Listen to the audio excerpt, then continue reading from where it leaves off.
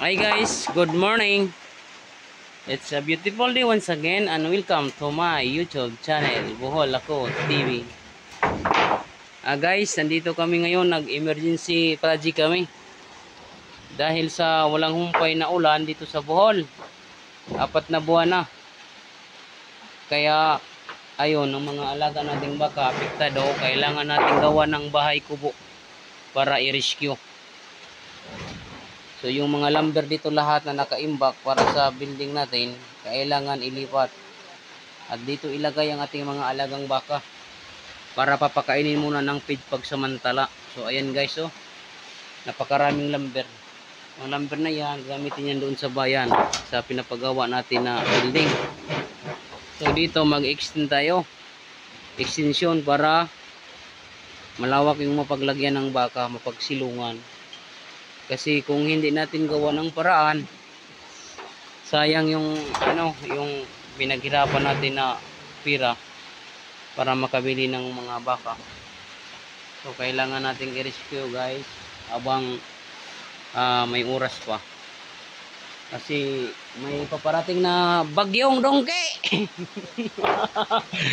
Mga guys, may paparating na isang malakas na bagyo. Ang pangalan ay bagyong dongke. Bajot, si hi. Tanaw sa, yan si Bajot, ang buutan kayo nga batan on sa porok trees. Sir James, kani si Sir James, oh, ang grabe, nagpagwapo. So, ayan si Donkey sa gawas, ako si Kuya, ug ako. So, nagbuhat mi sa mong mga kauban mga guys, para within this day, mahuman ang among project. Malipat agad ang baka. At saka dito, malagyan ng extension dito, bubong. Kasi sobrang kawawa mga guys ang ating alaga. Ayaw nang gumalaw, nilalamig na sobra at saka pumapayat na. So kailangan gawa ng paraan para hindi masayang yung pira nating pinaghirapan. Kaya dahil sana nga Lord, tumigil na yung ulan dito sa Bohol. Imagine nyo po, mag-4 na buwan nang walang tigilan niya, araw-araw ulan mga guys. So yung mga tao walang magawang trabaho at saka syempre yung mga alaga natin sobrang apektado na. Mga kambing natin ang papayat na, mga baka ang papayat na. So kailangan talaga i-rescue. Bibili muna tayo ng feeds pagsamantala. So yung mga pastulan rito puro na tubig. Lasak na. Anong tawag yan sa Tagalog? Kasi nga puro na tubig. Nagtutubig na yung mga bukid. Ayan o, yung mga niyog natin nagtumbahan nung dahil sa bagyong Odette. At itong bahay kubo na ito, nasira din to dahil sa bagyong Odette. Pina-repair lang natin dito, yan o, bago. Dahil nga naglagay tayo ng mga lumber para hindi maulanan, para sa project natin doon sa bayan. O ayan. At siyempre ang daming mga yan, mga tae ng kambing. Kasi yung ibang kambing na pinakawalan, dito nagpuntahan. May bahay kubo naman doon. Pero ayaw nila. So pero okay naman to, walang problema kasi dry na. Dry yung mga mga tae nila, mga dumi. So ayan mga guys. Malawak din to na itong area na ito, simentado na yan. Yung sahig diyan, simentado na, pero kailangan natin ilinis. Oh. Kaya ayan. Dongke! Ako na ipuli ni mo ana dong, anja si Burnok at tuwag si Alok. Nga arong magpanday are. Di si Burnok. Or kinsa man si Aboy na lang. Adi, og di mo panday, ako'y panday, okay ra na, kaya lagi ni. Oo. Pila ra man gud na eh. May extension naman kaya rin ni sir, og di sila ako kita. Pila ray paghampag martilyo. Dong, kanang mohimo tagpa jag. Ingani pud kadaghan. Di dosi ra extension. Dosi ra dong. Oh, di man ingani i-flat ra gud to, i-plain ra ba? I-plain ra. Oo, para hayag si Japod. Ari pa ubos ang tungkuan karing kahoy. Ipahanay-hay ra. Para kuan. Kung sakaling di pupunta guys, yung mga panday natin kasi gumagawa doon sa bayan, maulan kasi dito, walang tigil mula kagabi. mula paghapon. Actually nga, mula dumating ako rito, 2 weeks na. Isang araw lang yung huminto yung ulan, kumakulimlim lang, hindi uminit. So kaya kailangan na talaga. Kailangan nating sumugal. Kailangan nating lumaban. Kaya ayan mga guys, oh. Kita nyo, hagdanan. Mataas kasi itong bahay na ito. Winasak lang ng bagyo. Audit.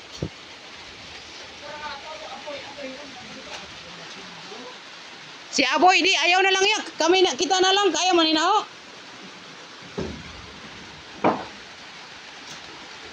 Kanang amang bay ato Sarge sa city. Gahi mo ko kabilit ako ra gani.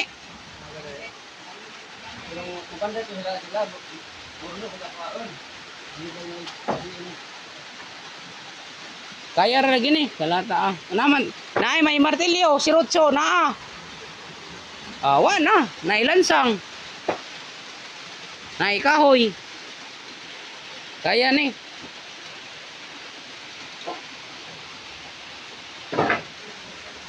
Yan ang area namin guys.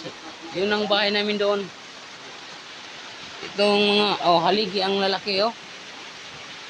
Mga pinagawang pang gawing haligi sana yan. Doon sa ano natin, kubo. Ayan oh, walang tigil talaga.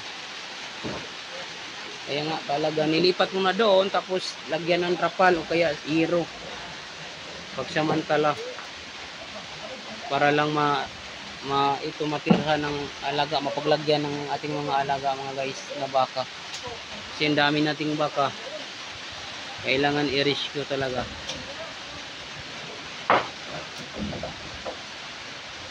So ayan.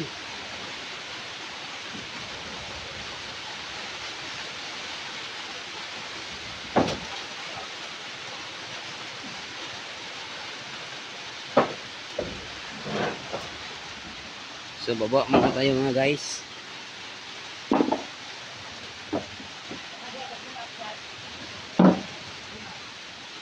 Ala.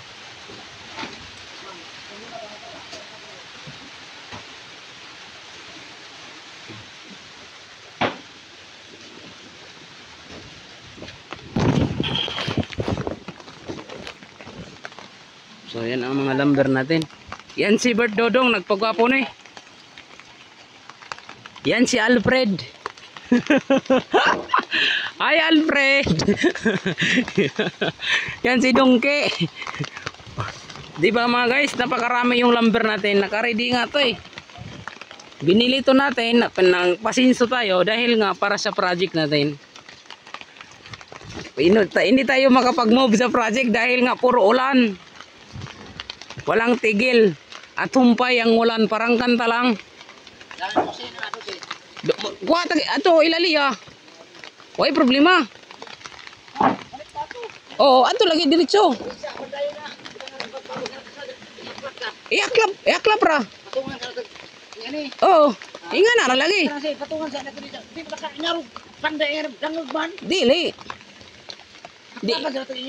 Iyaklap ra god. Iyaklap dili lansang ang sin kay madiskwido man. Oo. Babaga ra dito lagi.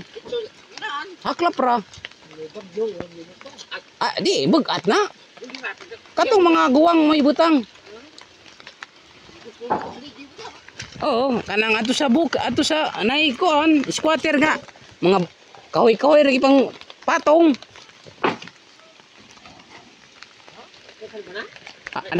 Naghanap pa. Wapay ka to nga, Sard na. Wapay ka to nga mga guys. Oh, mula nun sa sahig. Napakaraming ang lumber. Alam nyo mga guys, itong lumber na to pinagabas natin almost ilang puno nga to dong? Itong puno, nagabas ya? Pilan ni ka puno? Anja ka tito? Mga 100? Mga almost 100 guys na puno. Oh, andito na si Sard. Rescue na to. Oh, andito na yung ano namin, rescuers ng MDRMC. The rescuers of Pilar Team. So ayan mga guys. Si Bird Dodong. So ayan, makakagalaw na tayo rito. Napakaraming kung makita nyo, napakarami talaga. Almost 100 na puno ang pinutol natin mga guys para sa proyekto natin. So nakahanda na nga talaga. Ang na ika nang anay ikuan kung nay anay ha. Papa. Ayan. Di asard.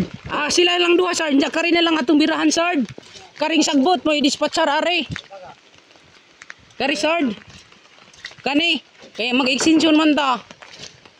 Kaning ni iubos lang ni. Iubos ra. Ay nakabalito to. Mali magani pagkahuta dapat di nay martilyo diha. Nay martilyo. Nagilid. Di ara. Das gilid haligi, ana haligi. Babaw gamay. Yan. So ayan guys, itong screen na ito. Wa man pud i-arrange ning screen ba? Mga ito guys. Screen na ito. Sayang kasi nga. Sayang ni mga screen wa. Mga buwad sa uwan ba? So ayan guys, si Sard Lito. The rescuer of Pilar MDRMC. Dito natin ilagay itapon tong mga basura, mga scrap para magdagdag tayo ng dito papaglagyan ng baka. Kasi kailangan lahat ng baka rito. Mamahaw? Sige, okay ra. Mga guys, mag-stop muna kami ha kasi kain muna ng almusal kasi ang aga-aga namin rito. Sard, donkey, stop sa, mamaw sa ta. Kain muna tayong almusal. Sard Ames, Bajot. Yala go, bungo para sa Senado. Let's go, bungo sa Senado. Yan mga guys. Stop muna kami mga guys. See you later. Bye bye. I-update ko kayo mga guys pag natapos na yung project namin. Pag nadala na yung mga baka within today. Yala mga guys. Salamat po. Bye bye.